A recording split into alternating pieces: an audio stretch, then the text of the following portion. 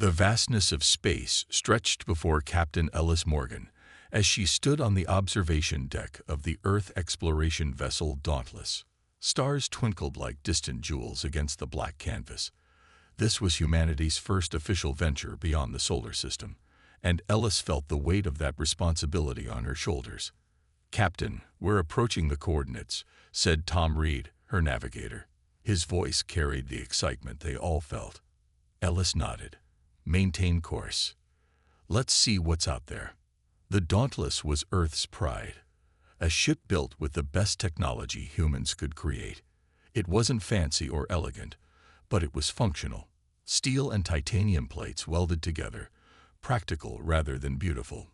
The warp drive was new, experimental, but it worked. That was all that mattered. 2 days ago, they had left Earth's solar system. Now they were somewhere no human had ever been before.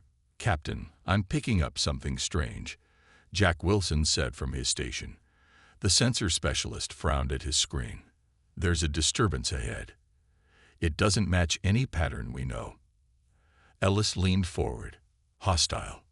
Unknown, but it's big and getting closer." "Battle stations," Ellis ordered calmly. "Not looking for a fight, but let's be ready." The crew moved with practiced efficiency. The Dauntless wasn't a warship, but it had basic defenses. Ellis hoped they wouldn't need them. Suddenly, space itself seemed to bend before them. A massive shape appeared where nothing had been seconds before. The object was clearly a ship, but unlike anything humans had designed.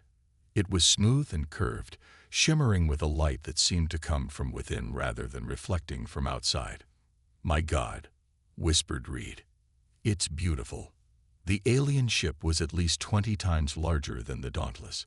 It hung in space before them, motionless and silent. "Captain, we're receiving a transmission," reported Diana Walsh, the communications officer. I don't understand how, but it's in English." Ellis raised an eyebrow. "Put it through." The main screen flickered to life. The being that appeared looked almost human, but not quite. Its skin had a slight blue tint, and its eyes were larger, with no visible whites.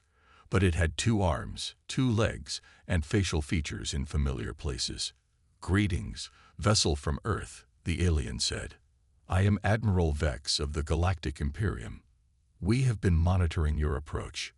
Ellis stepped forward.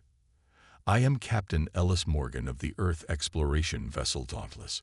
We come in peace on a mission of exploration." Admiral Vex tilted his head slightly. "Fascinating. Your species has achieved interstellar travel much earlier than our models predicted."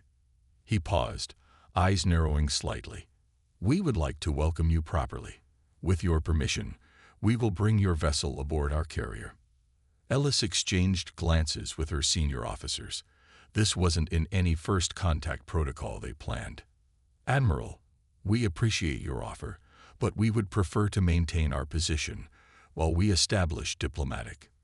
"Captain Morgan," Vex interrupted, "I understand your caution. However, we are in a shipping lane, and other vessels will be passing through soon. For safety reasons, it would be best if you docked with us. I give you my word as an Imperial Admiral that no harm will come to you or your crew." Ellis considered her options. They were far from home, in unknown territory, facing a vastly superior force. Fighting wasn't an option. Running might be seen as hostile. "Very well, Admiral. We accept your invitation." Vex smiled, showing teeth that were just a bit too sharp to be human. "Excellent. Follow the guidance beam. Our docking crews will assist you." The screen went dark. "Captain, are you sure about this?" asked Reed quietly. Ellis shook her head. "Not at all. But I don't see that we have much choice." She turned to address the entire bridge. "Everyone stay sharp. Be polite. Be respectful. But keep your eyes open." The Dauntless followed the invisible beam toward the massive alien ship. As they drew closer, they could see that what had appeared to be a single vessel was actually a carrier ship with dozens of smaller craft attached to it. A docking bay opened like a mouth in its side, glowing with a soft blue light. Their technology is incredible, murmured Wilson as he scanned the alien vessel. Power readings are off the charts. The Dauntless entered the bay slowly. Inside was a cavernous space that could have held 50 ships their size. Smaller alien craft were arranged neatly in rows, each one more advanced-looking than the last. By comparison, the Dauntless looked like a child's toy made of scrap metal. As the ship settled onto the docking platform, Ellis took a deep breath. Chief Rivera, you're with me. Lieutenant Walsh, you too. The rest of you, maintain alert status. If anything goes wrong, your priority is to get the ship back to Earth with our data. Ellis and her small team made their way to the airlock. They wore no special gear except small breathers in case the air wasn't compatible. The outer door opened to reveal a reception committee of 6 aliens. Admiral Vex stood at the front, taller in person than he had appeared on screen. Captain Morgan, he said with a slight bow. Welcome aboard the Imperial flagship Eternal Dominion. Admiral Vex, Ellis replied with a matching bow. Thank you for your hospitality. Vex gestured to the aliens beside him. These are my senior officers. We represent the Galactic Imperium, a coalition of over 300 species spanning thousands of star systems. Ellis introduced her own team, trying not to feel overwhelmed. Humanity had just discovered they weren't alone, and now they were learning they were very, very late to the party. If you'll follow me, Vex said, we've prepared accommodations for you and your crew. Then, we would be honored if you would join us for a formal reception. As they walked through the alien ship, Ellis couldn't help but stare. The corridors seemed to be made of a single piece of flowing material.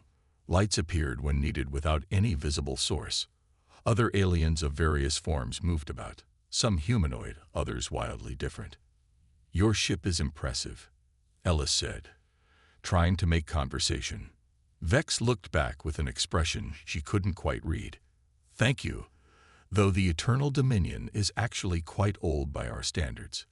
Over a century in service. Ellis tried not to show her shock. The alien technology was centuries beyond Earth's best. Admiral, she asked carefully, how did you know to speak our language? Vex made a sound that might have been a chuckle. We've been monitoring your world for some time, Captain. Your broadcasts reach farther than you might think. We've learned much about Earth. That was both reassuring and disturbing. Then you knew we were coming. Not exactly. Vex stopped walking and turned to face her directly.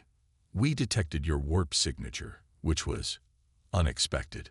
Most species don't achieve faster than light travel until much later in their development.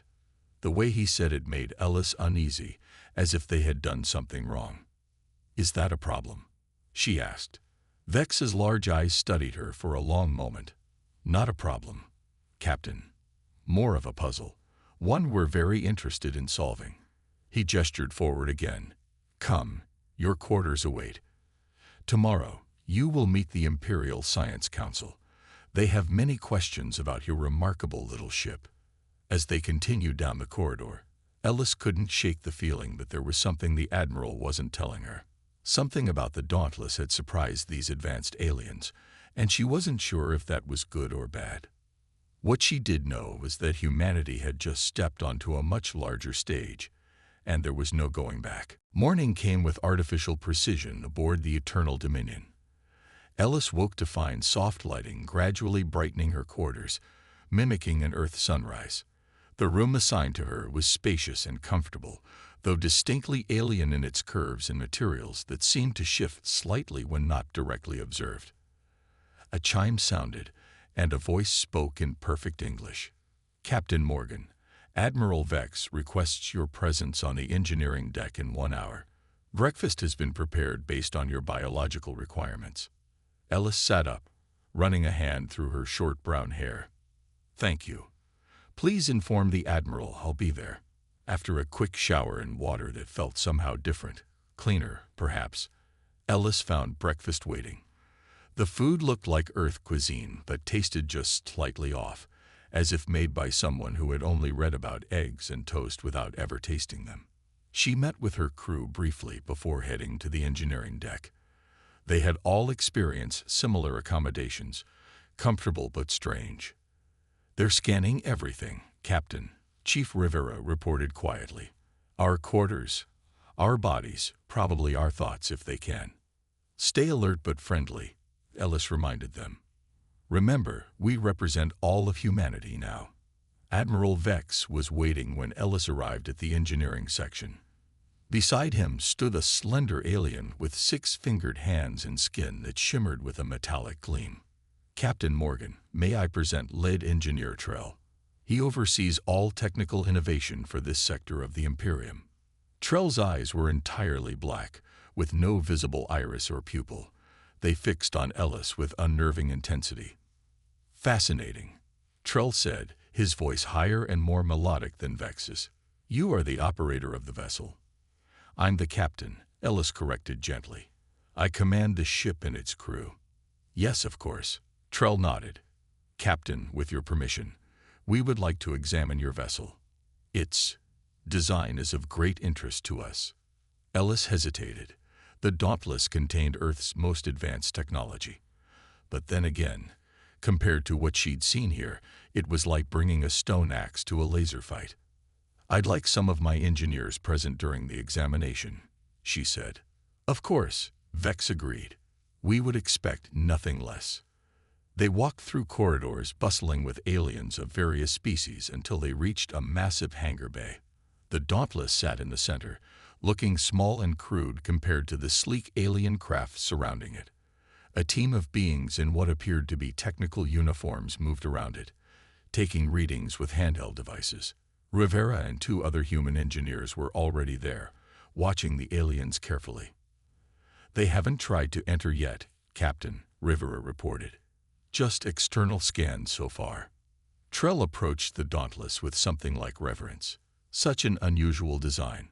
So physical. His six-fingered hand hovered over the hull without quite touching it. "May we see the propulsion system?" Ellis nodded to Rivera, who used his access code to open the main engineering hatch. The human and alien teams entered the ship together. The Dauntless's engine room was cramped, hot, and loud compared to the silent efficiency of the alien ship. Pipes and conduits ran in organized chaos around the central work core, which hummed with energy. Trell froze at the threshold, his metallic skin actually changing color slightly.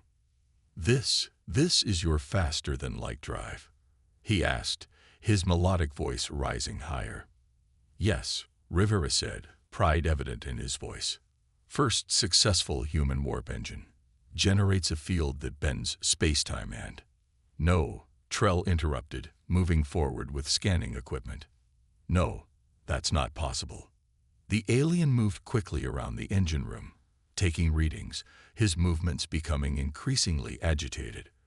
Other alien engineers followed, their expressions, those whose faces Ellis could read, showing confusion or disbelief. "Is there a problem?" Ellis asked Vex, who was watching from the doorway. The Admiral's large eyes were fixed on the work core. "I'm not an engineer, Captain, but even I can see that something is unexpected." After several minutes of increasingly frantic scanning, Trell approached Ellis and Vex. "Admiral, this ship cannot do what they claim," he said flatly. "The energy output is insufficient. The field generators are primitive. The containment systems are—" He seemed to search for a word. "Decorative at best." Ellis bristled. "I assure you, Engineer Trell, this ship brought us from Earth. It works." "No," Trell insisted, "it cannot.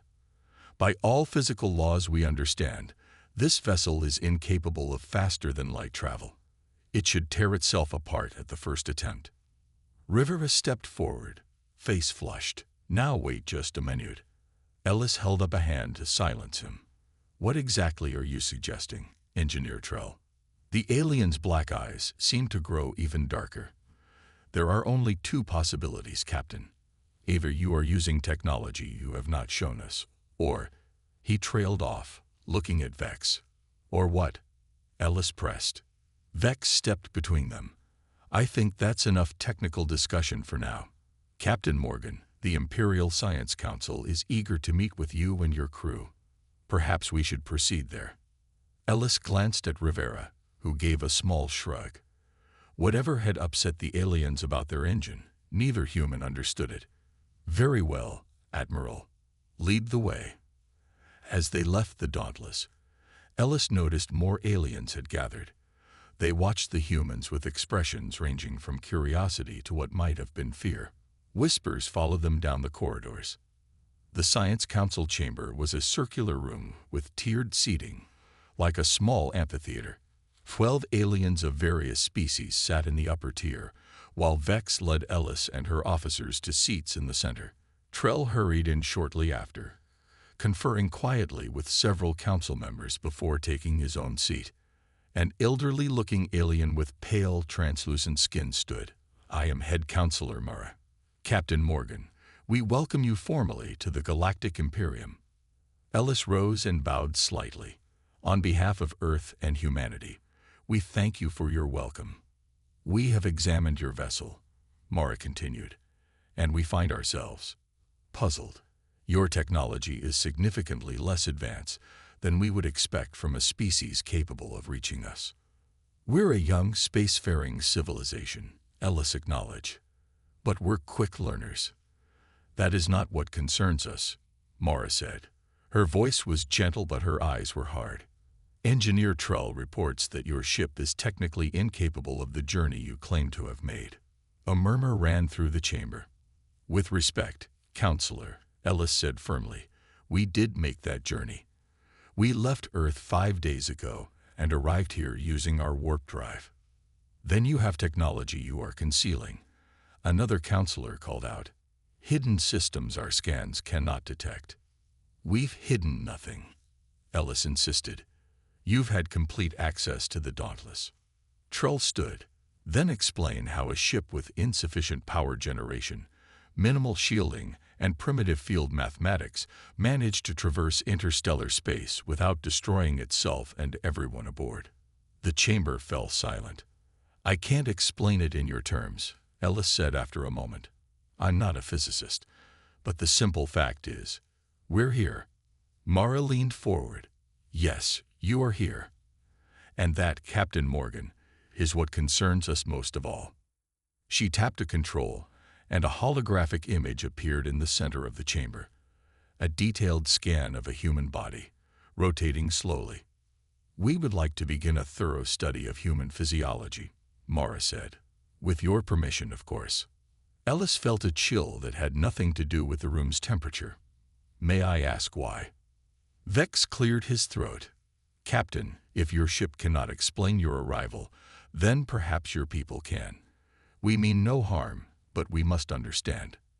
Ellis looked around the chamber, at the aliens who were now staring at the humans with a mixture of scientific curiosity and something darker, fear. "What exactly do you think we are?" she asked quietly. Mara exchanged glances with the other counselors before answering. "We don't know, Captain Morgan. And in the Imperium's long history, the unknown has rarely been benign." Ellis stared at the ceiling of her quarters, sleep evading her despite the late hour. After the tense meeting with the Science Council, she had reluctantly agreed to let her crew undergo basic medical scans. The aliens had promised the procedures would be non-invasive, but their intense interest in human biology worried her. A soft knock at her door interrupted her thoughts. "Come in," she called, sitting up. Commander Jack Wilson entered, looking as tired as she felt. As the Dauntless's second-in-command and chief science officer, he had spent hours with the alien researchers. "Captain, we need to talk," he said quietly. "Something strange happened during the tests." Ellis gestured to a chair. "Tell me." Wilson sat heavily. "They were monitoring our brain activity while showing us images of space, stars, navigation charts. When they showed me images of warp fields and space distortions, the aliens got very excited. They started talking fast in their own language, calling others over." "What happened?" "I'm not sure exactly," Wilson frowned. "But they kept asking me if I could feel the images. And the weird thing is, I think I could. It was like looking at a picture of food and being able to taste it." Ellis leaned forward. What do you mean? The warp field diagrams, Wilson explained. They weren't just pictures to me. I could sense the direction of them, the flow. It's hard to explain. He ran a hand through his dark hair. They showed similar images to Rivera and Walsh. Same reaction. Something about how our brains process spatial distortions is different from theirs. A second knock came at the door. This time, it was Lieutenant Diana Walsh, communications specialist. Sorry to interrupt, Captain, but I thought you should know. I overheard two alien techs talking. They didn't realize I was there. Her expression was grave. They were discussing human brainwave patterns. One said we're showing activity in parts of the brain they don't even have. Ellis felt a chill. Did they see you? No. I left quietly and came straight here. Wilson stood suddenly. Captain, I think I need to show you something. In the Dauntless's navigation room. Ellis and Walsh exchanged glances, then followed Wilson through the quiet corridors of the alien ship. The few Imperium crew they passed gave them a wide berth, watching with what now seemed like obvious caution. The Dauntless sat alone in the bay, a small piece of home amidst the alien technology. They entered silently and made their way to the bridge, where Wilson led them to the navigation station. When we were designing the warp navigation interface, he explained, we couldn't use traditional coordinates. Space bends in warp, so standard mapping doesn't work. He activated the system, and a 3D display lit up showing a strange, shifting pattern of light. This is how we navigate in warp. We called it intuitive pathing. The navigator, usually me, looks at these patterns and feels which way to go. It sounds crazy, but it works. Ellis stared at the display. I've seen you use this, but I always thought it was just a complicated computer system. The computer helps visualize it, Wilson admitted, but the actual navigation decisions, that's all human intuition. We couldn't program it. The realization dawned slowly on Ellis. Are you saying we're navigating through warped space by gut feeling? Exactly. Wilson nodded. And after today, I think that's what has the aliens so worked up. They don't do it that way. The door to the bridge slid open, and they turned to find Admiral Vex and Engineer Trell standing there. I apologize for the intrusion, Captain, Vex said calmly, but our sensors detected activity on your vessel. Ellis straightened. We were just checking our systems, Admiral. Trell moved forward, his black eyes fixed on the navigation display. This pattern, this is how you navigate in faster-than-light travel. Wilson looked to Ellis, who nodded. Yes, he admitted. We call it intuitive pathing. Trell's 6 fingers moved in what might have been nervousness. And how does the system calculate course corrections through space-time distortions? Wilson hesitated. It doesn't. I look at the patterns and make adjustments based on what feels right. The silence that followed was profound. Trell and Vex exchanged looks that even Ellis could recognize as alarm. Perhaps, Vex said carefully, we could continue this discussion in a more comfortable setting. The head counselor would be very interested in this technique. Ellis had had enough mystery. Admiral, I think it's time you told us what's going on. Why is our ship and our navigation method causing such concern? Vex seemed to consider his words carefully. Captain Morgan, in the Imperium's history, spanning over 20,000 years and hundreds of species, faster-than-light travel has always required precise mathematical calculations, massive energy expenditure, and advanced field generators. So our approach is different, Ellis shrugged. Different species, different methods. No, Trell interjected. You don't understand. Your approach should not work. Your ship cannot generate a stable warp field. Your computers cannot process the calculations needed for safe passage. By all known science, your method is impossible. And yet, here we are, Ellis said firmly. Yes, Vex said quietly. Here you are, a species who travels through space by feeling the way. He gestured to the door. Please, the head counselor is waiting. They followed the aliens back through the ship to a new section, a laboratory filled with advanced equipment. Head counselor Mara stood beside a large display showing human brain scans next to those of various alien species. Captain Morgan, she greeted them. I believe we have made a significant discovery. The display zoomed in on a section of the human brain that glowed with activity. The same region in the alien brains was dark. This area, Mara explained, is dormant in every known sentient species except humans. When exposed to spatial distortion patterns, it becomes highly active. What does that mean? Ellis asked. Trell stepped forward. It means, Captain, that humans possess a natural ability to perceive and interact with the fabric of space-time directly. You are not using technology to travel faster than light. You are using your minds. Ellis blinked. That's absurd. We built the warp drive. It works on physical principles. Your warp drive, Mara said gently, is little more than a crude focus for abilities your species doesn't yet understand. The technology isn't creating the warp field. You are. Wilson looked stunned. That's why the navigation interface works. It's not the computer interpreting the data. It's me interpreting space itself. Precisely, Trell confirmed.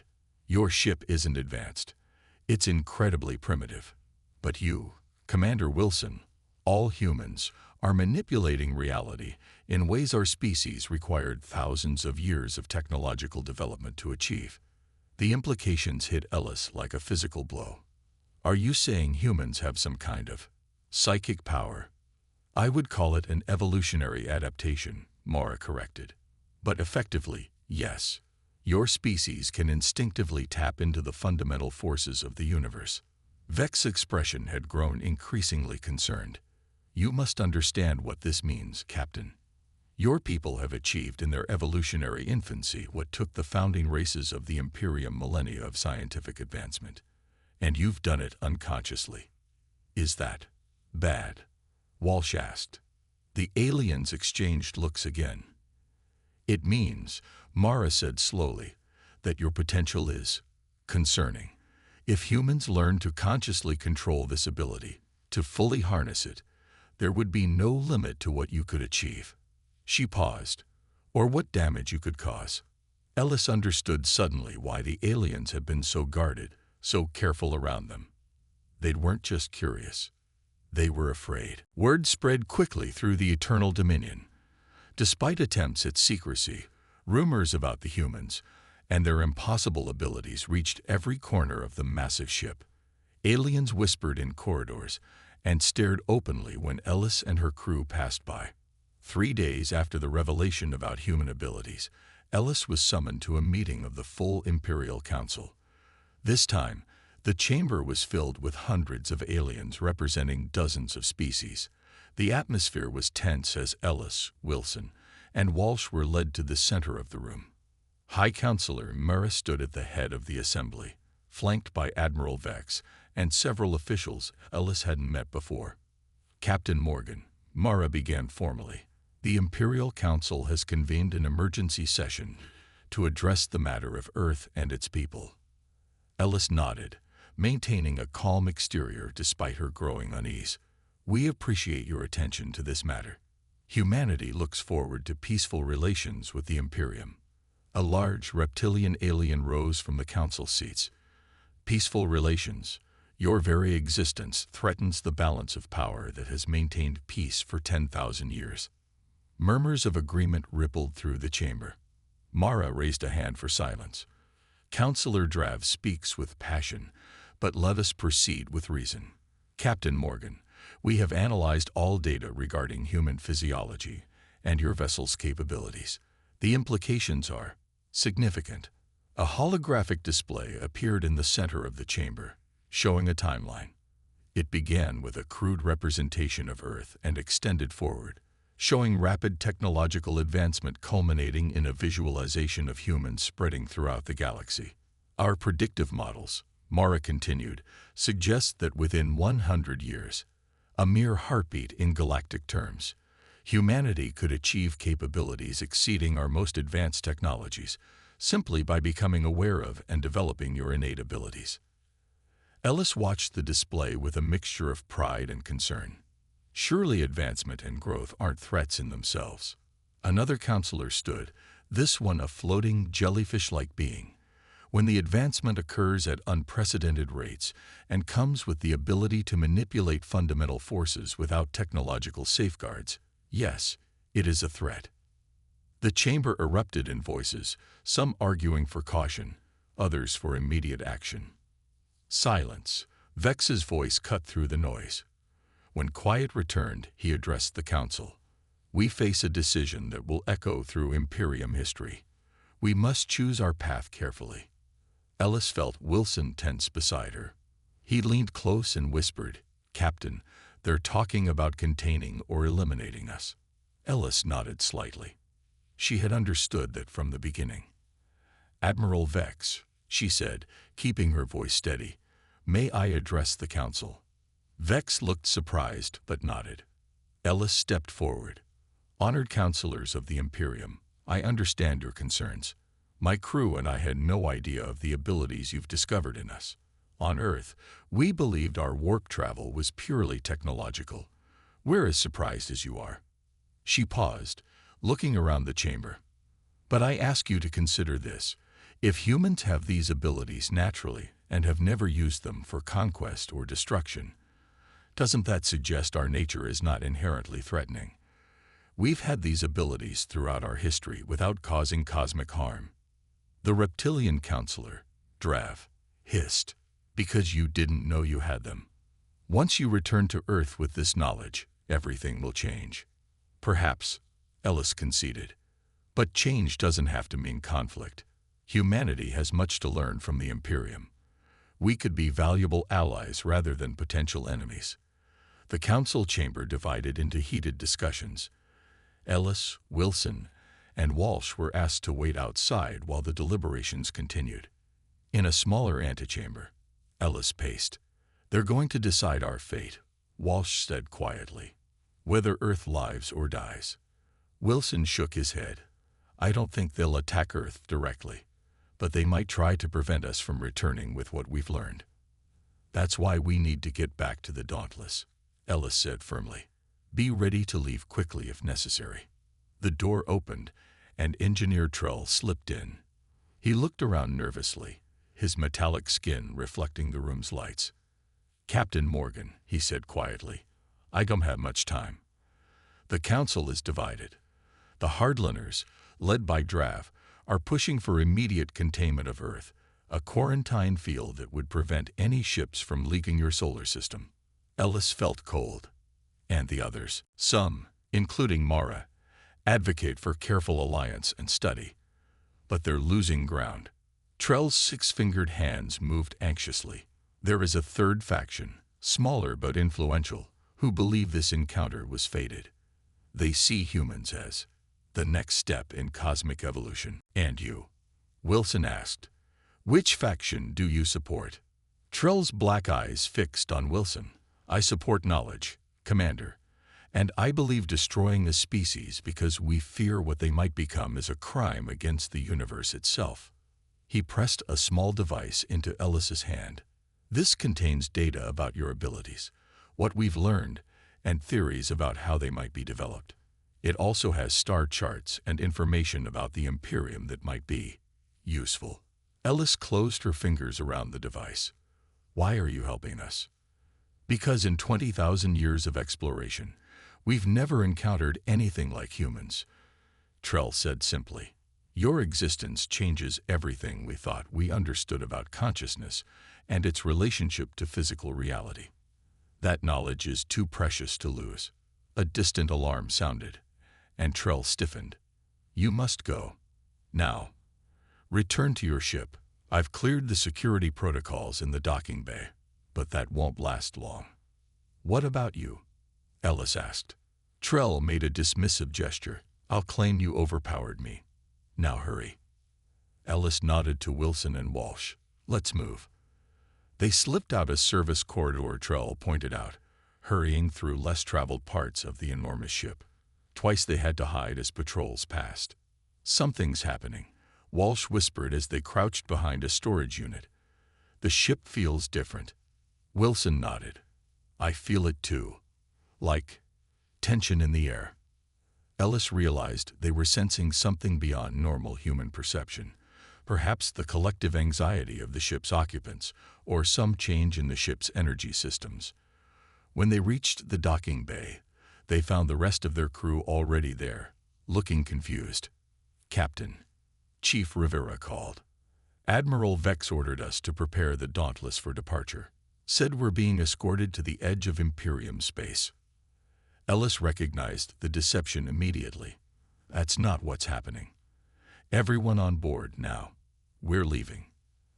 As they hurried up the ramp, a squad of security officers burst into the bay, led by Counselor Draff. "Stop them," he roared.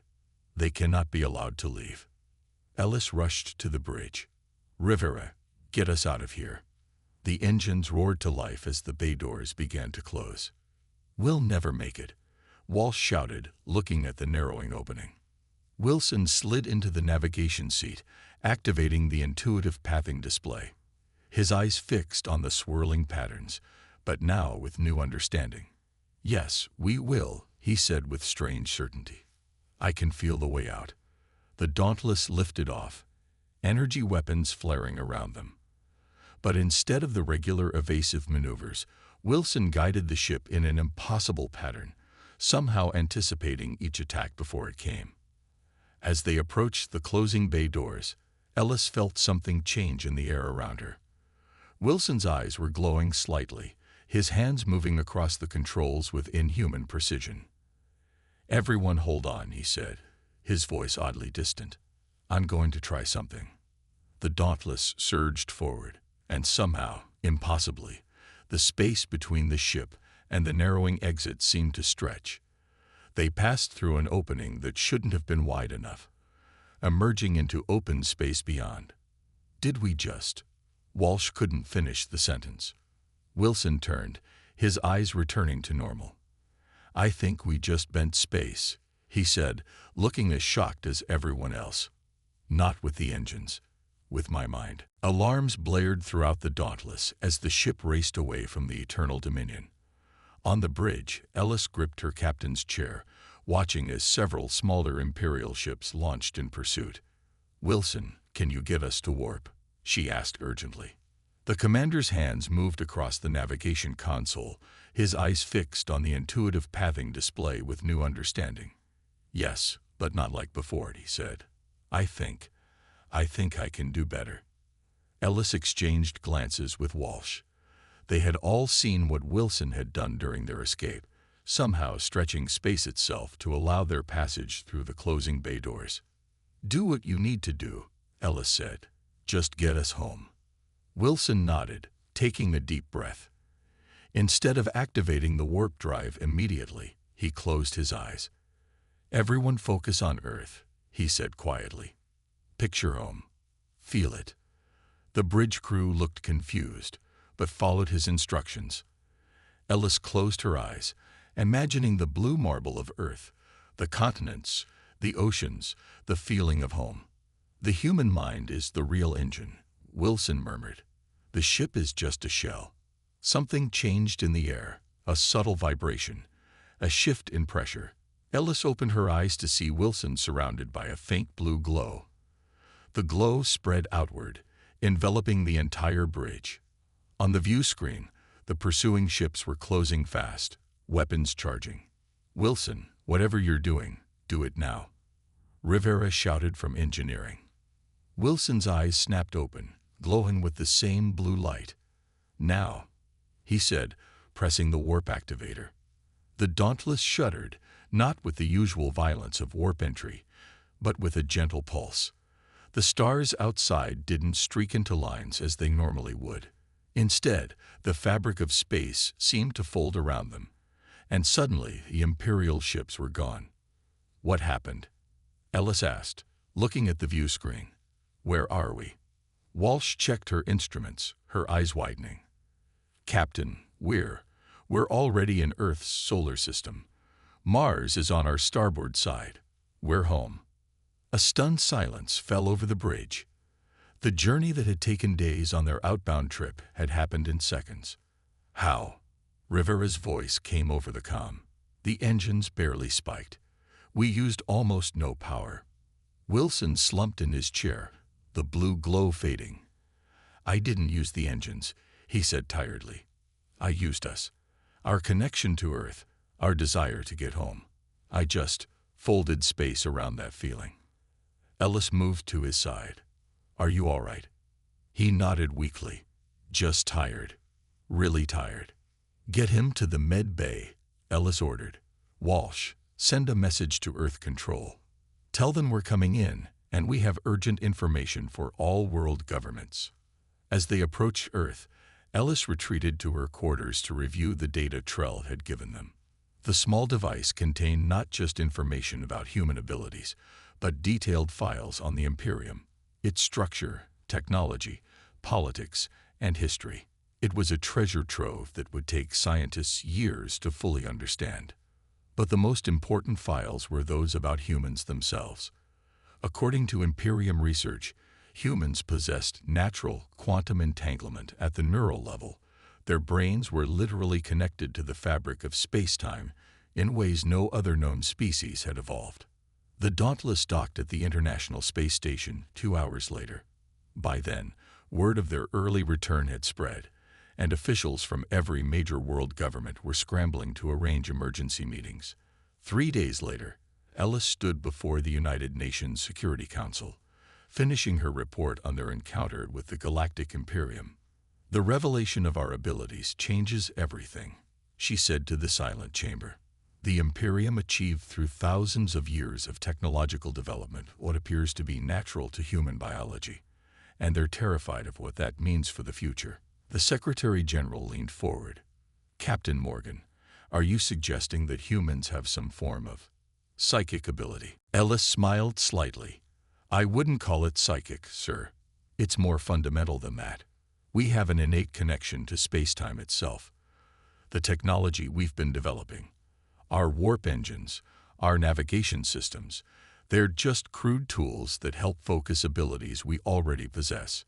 And you believe the Imperium might take hostile action against Earth? Asked the representative from China. Some factions would, Ellis confirmed. Others would prefer alliance and cooperation. But all agree that humanity represents something unprecedented in their experience. A week after their return, Ellis visited the new research facility established to study the Imperium data and human abilities. Wilson had been transferred there, along with several other crew members who had shown strong space-time affinity.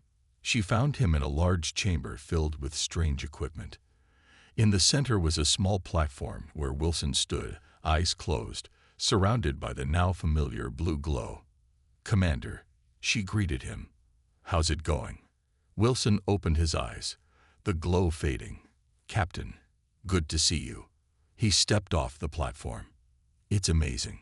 Once you understand what's happening, it gets easier to control. We're all learning fast.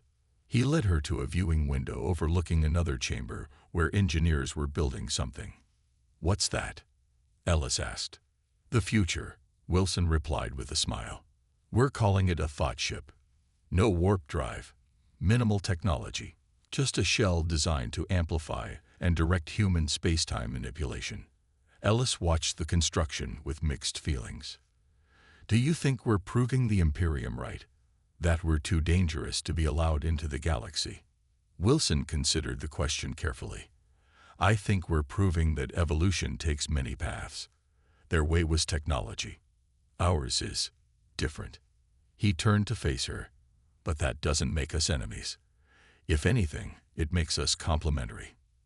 The Imperium might not see it that way, Ellis pointed out. Some won't, Wilson agreed, but others will. Trell wasn't the only one who saw potential in human Imperium cooperation. And now that we know what we can do, we can approach the relationship from a position of equality, not ignorance. A month later, Ellis stood on the bridge of the Earth vessel Thought Dancer, the first ship designed specifically to work with human abilities. It had no warp drive, minimal power systems, and a crew of just 12, all chosen for their strong space-time affinity. As captain of this experimental vessel, Ellis had a simple but crucial mission: return to Imperium space not as supplicants or threats, but as equals offering partnership. "Ready, Captain?" Wilson asked from the navigation station. Ellis nodded, looking at her small but determined crew. "Take us out, Commander." Wilson closed his eyes, and the blue glow appeared around him, spreading to include the entire crew. Each of them contributed to the field, strengthening and stabilizing it. Ellis felt the now familiar sensation of space folding around them.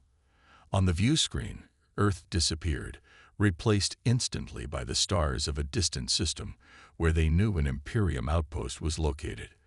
A message was waiting for them, sent by Trell and his supporters.